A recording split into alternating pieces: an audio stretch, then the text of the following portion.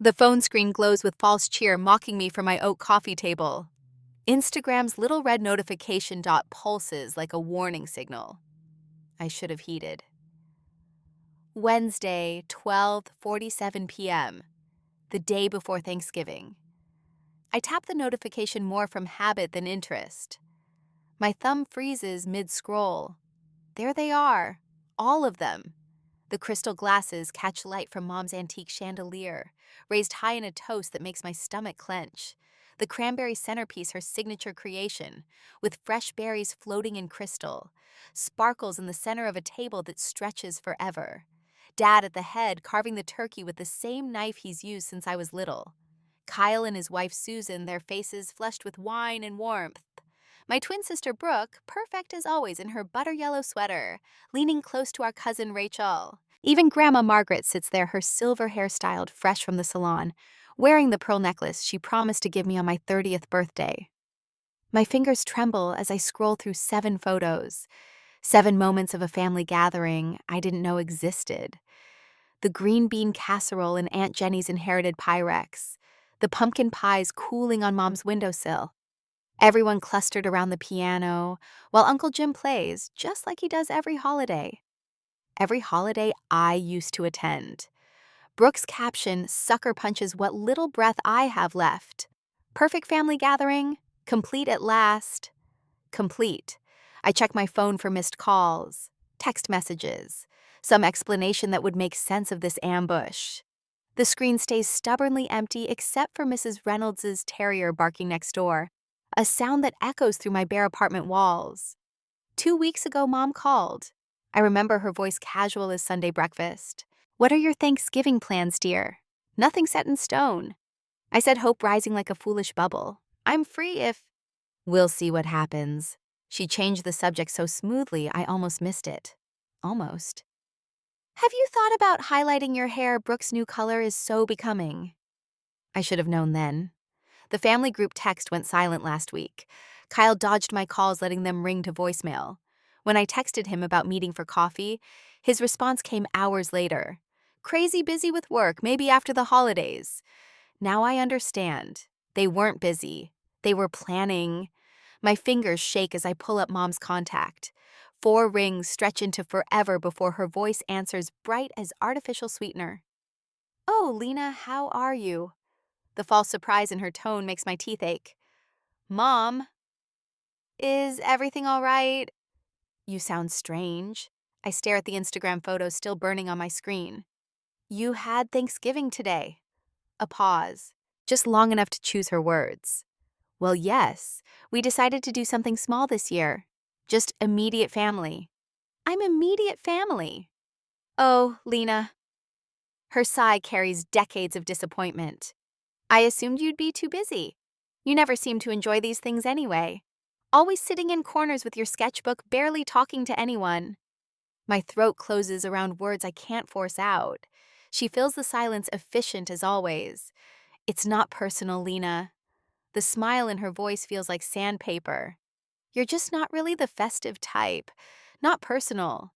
Like the time they forgot to wait for me to open Christmas presents. Like my high school graduation when they left early because Brooke had a headache. Like every birthday card that arrived 3 weeks late, if at all. "I see," I whisper. But Mom's already talking about Brooke's promotion and Kyle's new boat and how lovely everything was, just lovely. I hang up mid-sentence. My reflection catches in the dark phone screen. Pale face, eyes bright with tears I didn't notice falling. Behind me on my desk sits the last family photo I'm in, taken 5 years ago at Brooke's wedding. I'm at the edge of the frame, half cropped out, smiling so hard my cheeks hurt. The question rises like bile. Was I ever really part of this family? The answer stares back from 7 perfectly filtered photos of a perfect family gathering. Complete at last. Without me. My fingertips hover over the Instagram search bar, muscle memory betraying my better judgment. I type my mother's name. Patricia Blake. A woman whose life exists in perfect squares, each photo filtered to magazine quality. February. Mom beaming beside Brooke at her promotion party. January. The family gathered around Kyle's new sailboat, champagne bottles glinting in winter sun. Last Christmas, everyone in matching sweaters by the fireplace. Thanksgiving before that turkey dinner with all the aunts and uncles. Pattern recognition hits like a thunderclap. In photo after photo, I'm not just missing. I've been carefully excised. When I was there, I appear at the edges half cropped out or blurred in the background, a ghost haunting my own family album. The attic box of childhood photos sits accusingly in my closet. I drag it out, sneeze at the dust, and start digging. The evidence has been here all along, written in Kodak moments and careful omissions.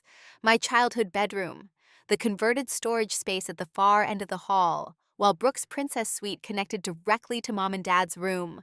Kyle's old baseball trophies still command the living room mantel. My watercolor that won the state competition buried in a basement box labeled Miesk items. Why can't you be more like your sister? Mom's voice echoes through 1,000 memories. The day of Brooke's suite, 100 guests in the backyard, 3-tier cake professional photographer. My 16th birthday, 2 hours later. A grocery store cupcake and Kyle's hastily signed card. My phone buzzes. Sarah. I just saw the photos, she says, skipping hello. Tell me you're okay. I'm fine. The lie tastes stale. No, you're not, and you shouldn't be. I've watched them do this to you for 20 years, Lena. Remember your college graduation. They left before your name was called early because Brooke had a headache. I close my eyes, but the memory burns anyway. Cap and gown scanning empty seats where my family should have been. The dean calling Lena Grace Blake summa cum laude to scattered applause from strangers. Sarah's voice softens. You know what makes me maddest? You're the one who actually made something of yourself. Creative director. At 26, that's incredible. But they couldn't handle that, could they? Success is only success if it fits their script. My laptop sits open on the coffee table browser, still displaying the magazine feature about our agency's latest campaign. The one I designed, the one Mom never mentioned, even though I know she saw it. She follows every design magazine in the state. Another text lights up my phone. Reynolds Terrier barking next door. Saw those Thanksgiving pictures, sweetheart? My door's always open if you need company. I lean back against the couch, something shifting in my chest. All these years, I thought I was invisible. But people saw, they noticed, just not the ones who were supposed to. The storage box beckons again. Deeper down past school photos and piano recital programs, I find my old journals. The spiral notebook from 7th grade falls open to a tear-stained page. Maybe if I'm quieter, they'll notice me more. Maybe if I don't ask for anything, they'll want to give. Maybe if I fold myself small enough, I'll finally fit. A Christmas photo slips from between the pages. Twin girls in matching dresses, except one pile of presents towers, while the other holds 3 small packages. Brooke's smile radiant, mine wavering at the edges. Always at the edges. My work laptop hums to life. The portfolio I assembled for my promotion interview fills the screen. Campaigns that have won awards designs featured in national magazines. Success, they never celebrated achievements they refused to see. The truth crystallizes sharp and clean as winter air. Their rejection was never about my worth. It was about their inability to see it. My phone pings with an email notification. Jake, my cousin. Subject line. You need to know the truth about Thanksgiving. My hands don't shake as I click open. For the first time in 26 years, I'm ready to see exactly what I'm dealing with. The first line stops my breath. They've been planning this for months. The screen of my phone glows with Jake's message, each word a hammer strike against my chest breath. They've been planning this for months. Screenshots spill across my screen in rapid succession. Our family group text, the one I never knew existed. 2 months of meticulous Thanksgiving planning. Mom's crystal clear instruction floats at the top. Don't mention this to Lena. Below it, Brooke's response punches the air from my lungs. She'd just make it awkward anyway. My fingers curl into fists. The familiar urge to shrink to apologize for existing rises like bile. But something else rises faster. a quiet fury that steadies my hands as I open my laptop. The cursor blinks in a fresh document. Words pour out, then stop. No, not another desperate plea for inclusion. Not this time. Instead, I create a new folder, Family Evidence. Screenshot after screenshot drops into place. Mom's casual dismissals, Brooke's calculated cruelty. The paper trail of 1,000 little cuts organized with the same precision I bring to my design campaigns. The irony would be funny if it didn't ache. Yesterday, Portland Creative announced my promotion to creative director, the youngest in the firm's history.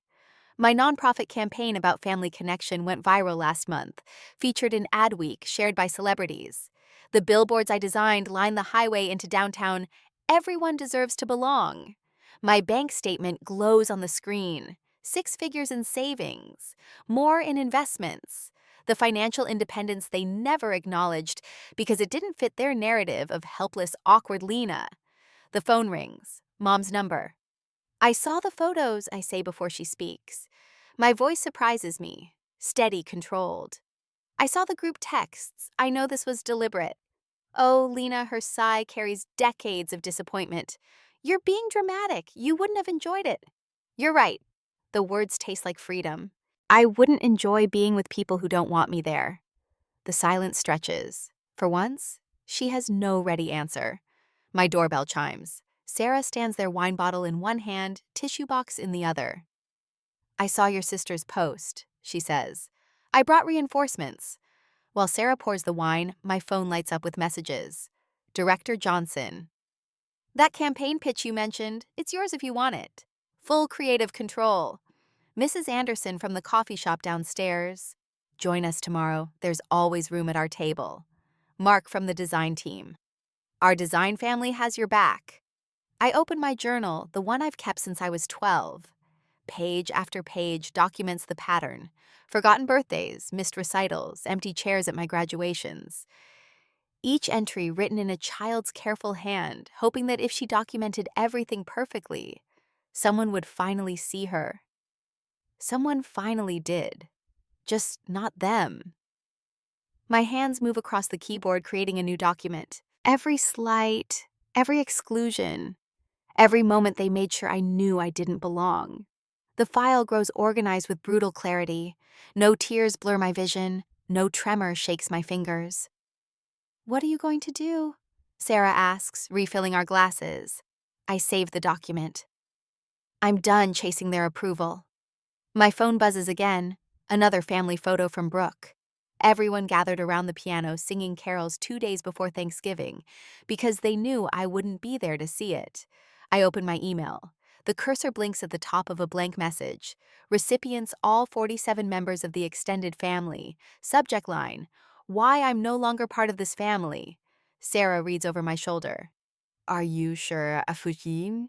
The truth settles into my bones solid as bedrock. I've never been more sure of anything. My finger hovers over the send button.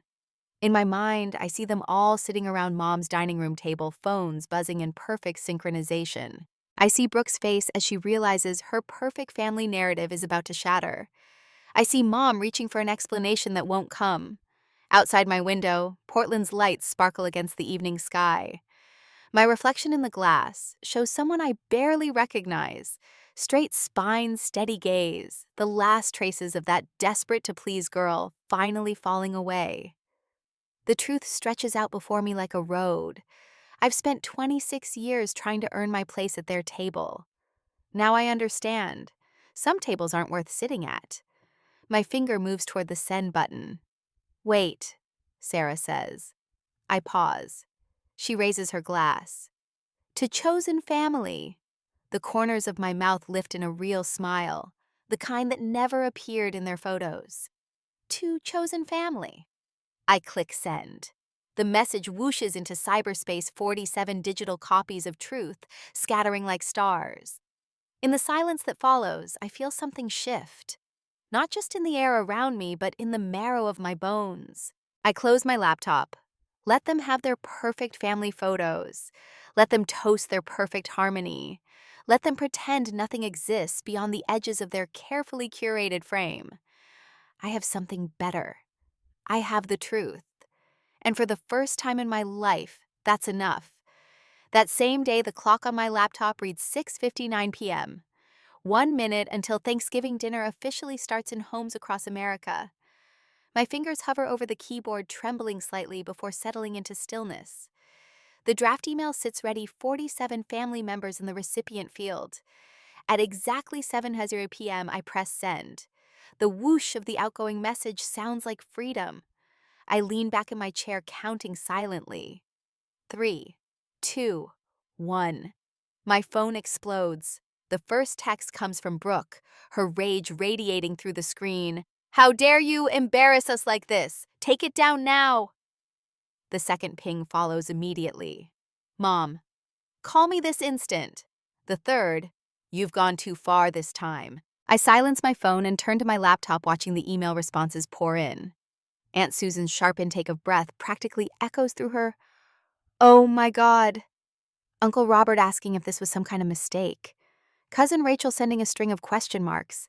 My email stands proud in their inboxes, time-stamped proof of 26 years of systematic exclusion.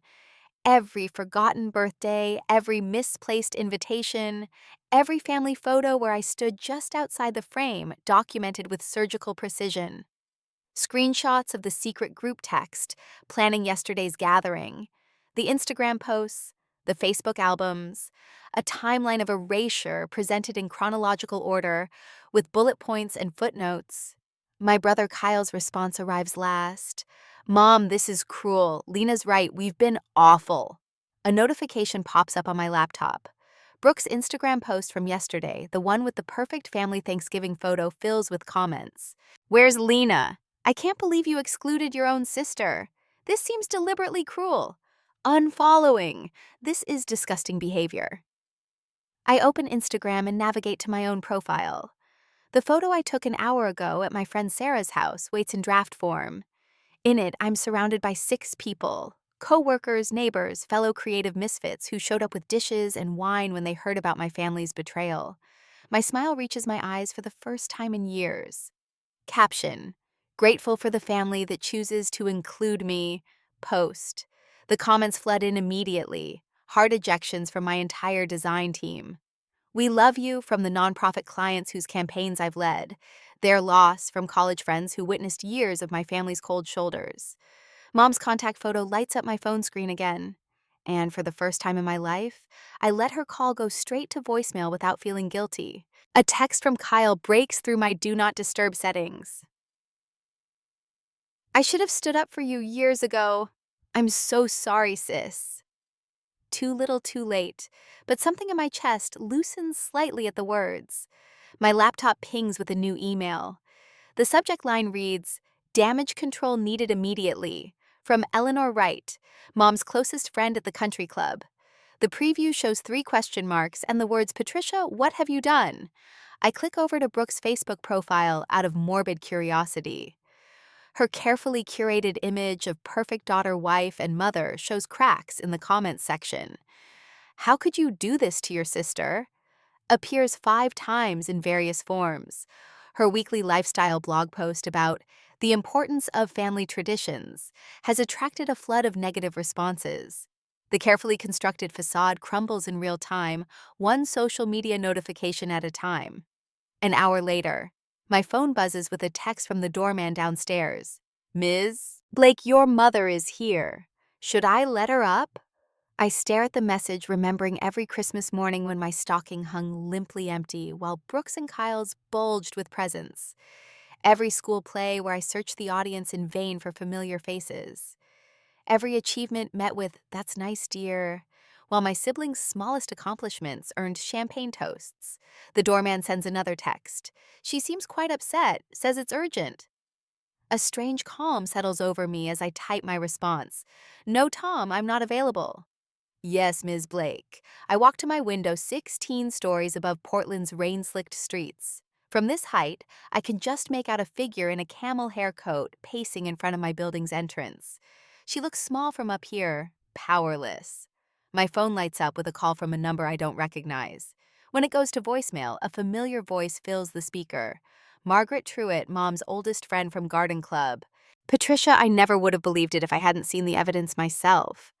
To exclude your own daughter so systematically, I'm horrified, simply horrified. Consider my annual donation to your Christmas charity gala withdrawn. A smile tugs at my lips as I imagine Mom's face when she hears that message. Her precious social standing, built on decades of carefully maintained illusions, dissolves like sugar in rain. Another text from Kyle. Mom's losing it. Half her bridge club just canceled their memberships. Brooks locked herself in her bathroom crying. Dad actually raised his voice. I screenshot his message and add it to my growing folder of family correspondence. Not out of spite this time, but as a reminder. This is what happens when masks slip and truth speaks louder than lies. My laptop pings with a new email notification. The subject line stops my breath. Documentation request, Blake Family Charitable Foundation. The prestigious law firm representing my grandmother's estate requires an immediate response regarding concerning new information about fund disbursement. I lean on the window pane, watching Mom's tiny figure still pacing below. The rain falls harder now, but she doesn't move toward her car. She's used to things going her way, used to controlling the narrative, used to me accepting whatever scraps of attention she deigns to offer. Not anymore. My phone lights up with a final text from the doorman. Your mother wants to know if you'll at least speak to her through the intercom. I imagine her face perfectly made up as always, crumpling with the reality that her carefully constructed world of social appearances lies in ruins, that her invisible daughter finally learned to make herself seen, that actions have consequences even 2 decades later. No, Tom, I type back. I have nothing to say. 30 minutes later, the doorbell pierces my afternoon solitude. My fingers freeze over the keyboard where I've been answering supportive messages from colleagues. Through the peephole, I spot my mother's pearl necklace first, the one she wears when she needs to command attention. Her Chanel suit looks wrong-wrinkled from hours of sitting. Mascara shadows beneath her eyes tell stories her mouth would never admit. Miss Blake. The doorman's voice crackles through my intercom. Your mother insists on coming up. Should I let her through? A month ago, I would have scrambled to smooth my hair, change my shirt, present the version of myself she might finally approve of. Now, I press the intercom button, voice steady. Yes, thank you, Robert, but please stay by the elevator. I leave the door security chain fastened. It slides taut when she pushes against the 3-inch gap. She is here. How could you do this to your family? Her voice wavers between fury and false concern. What will people think? Hello, Mother. The word feels foreign, now stripped of its power to wound. I wondered when you'd show up. Let me in, Lena. We need to discuss this tantrum of yours. I release the chain. She sweeps past me, designer heels clicking against hardwood.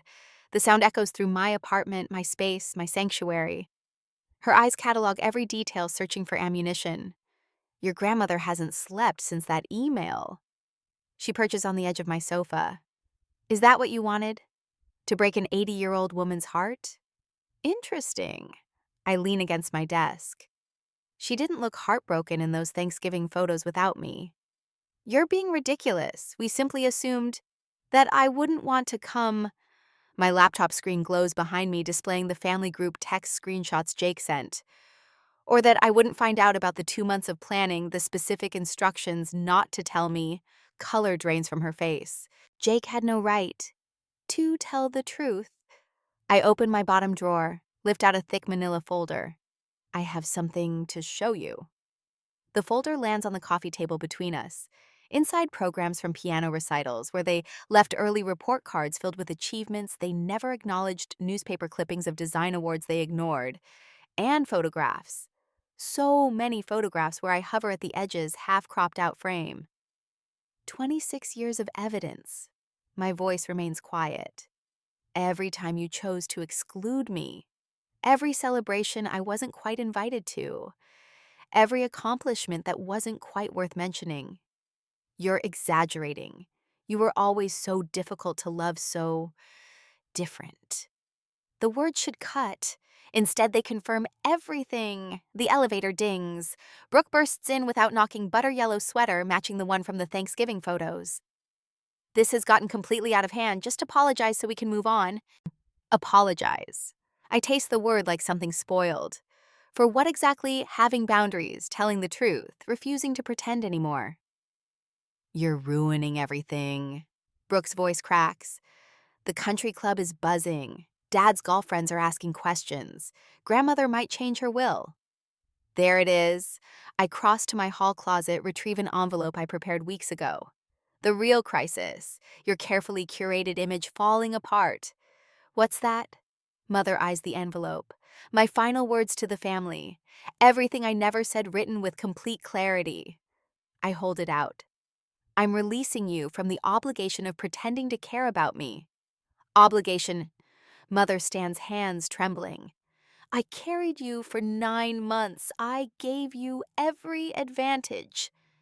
You gave me a roof and food, the bare minimum required by law. I placed the envelope in her manicured hands. But love, that was always conditional on becoming someone I'm not. You'll regret this. She clutches the envelope like a weapon. When you're alone, when you realize what you've thrown away. The only thing I regret is waiting so long to stop auditioning for a role I was never meant to play. Brooke reaches for my arm. I step back. Don't. The word rings with quiet authority. You don't get to touch me anymore. I open my front door. Down the hall, Robert stands alert by the elevator. You're making a terrible mistake, Mother whispers. No. I smile surprisingly gentle. I'm making a choice. The elevator doors open. They step inside, Mother's spine rigid, Brooke's shoulders shaking. As the doors slide closed, my phone buzzes. A text from Sarah. Dinner tonight. The whole gang's coming. My chosen family. The people who see me, who celebrate my successes, who love me without conditions or competitions. I type back, wouldn't miss it. The elevator numbers descend. With each floor, another weight lifts. By the time it reaches lobby level, I'm standing straighter than I have in 26 years. A year later, sunlight streams through floor-to-ceiling windows, casting golden rectangles across my design table.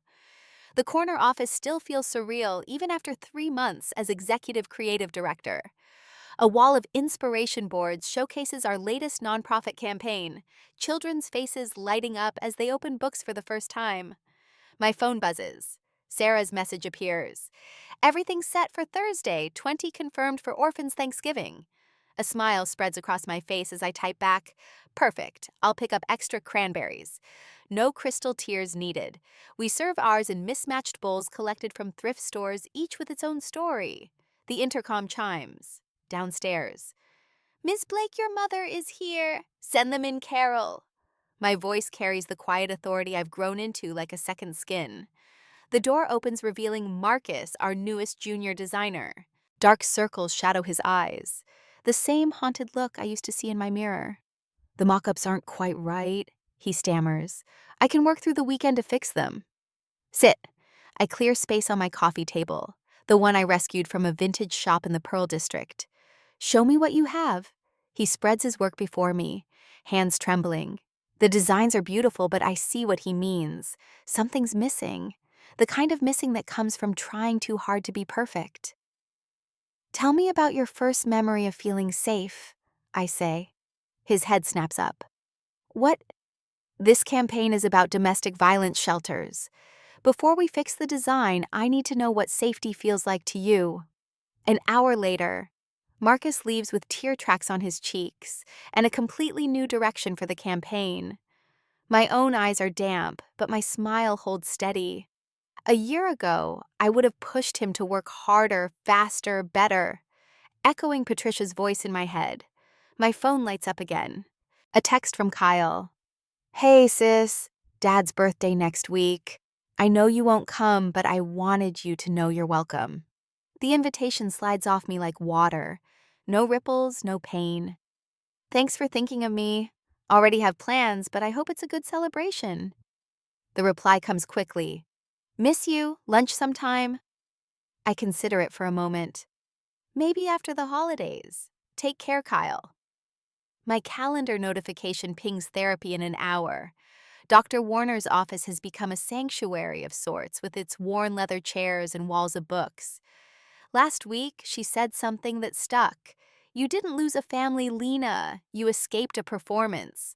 The words rang true in a way that finally let me delete Instagram from my phone. A stack of RSVPs sits on my desk, responses to next month's gallery opening. My first solo show featuring portraits of chosen families in all their beautiful, messy configurations. Patricia's invitation was returned unopened. Brooke's response card came back with a terse, "unable to attend." The ache is there but distant, like pressing on an old bruise and finding it's finally healed. My assistant knocks holding a registered letter. "This just came for you." The return address stops my breath. Whitman and Associates, my grandmother's lawyers. Inside, legal language gives way to a handwritten note, the paper thin and fragile as autumn leaves. "My dearest Lena, I saw you. All those years watching from the edges, creating beauty in quiet corners, while they performed their perfect family pageant. I'm sorry I never said this while I was alive. Words came harder with age and courage, even harder still. But I've made what amends I can. The trust is yours. No strings, no conditions. Use it to build the life you were always meant to live. And remember, belonging isn't earned. It's recognized. All my love, Grandma Margaret." Beneath the letter, the trust document spells out numbers that make my fingers tremble. But it's not the money that brings tears. It's the last line of her note. "P.S. I kept every drawing you slipped under my door at family gatherings. They're in the vault at Whitman's.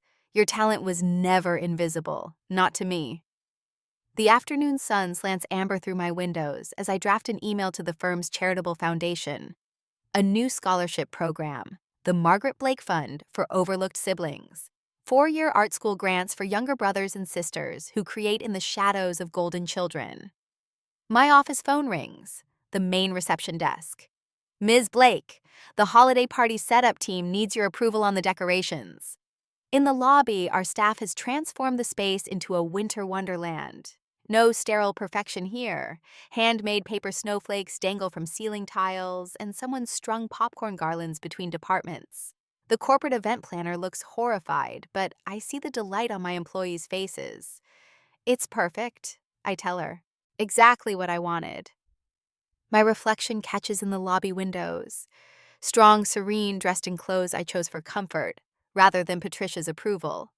Behind me, the design team argues happily about ornament placement presents towers, while the copywriters string lights through the break room. Sarah's evening text arrives right on schedule. "Family dinner Sunday. Trying that new Thai place on Hawthorne." My thumbs tap out the only possible reply. "Wouldn't miss it for the world." The setting sun paints Portland's skyline in shades of possibility. I am Lena Blake, and I finally know where I belong. Standing in my corner office, watching my work family transform our space with imperfect joy, I understand what Grandma Margaret meant. Belonging isn't a performance. It's coming home to yourself and finding others already waiting there, arms open, no audition required.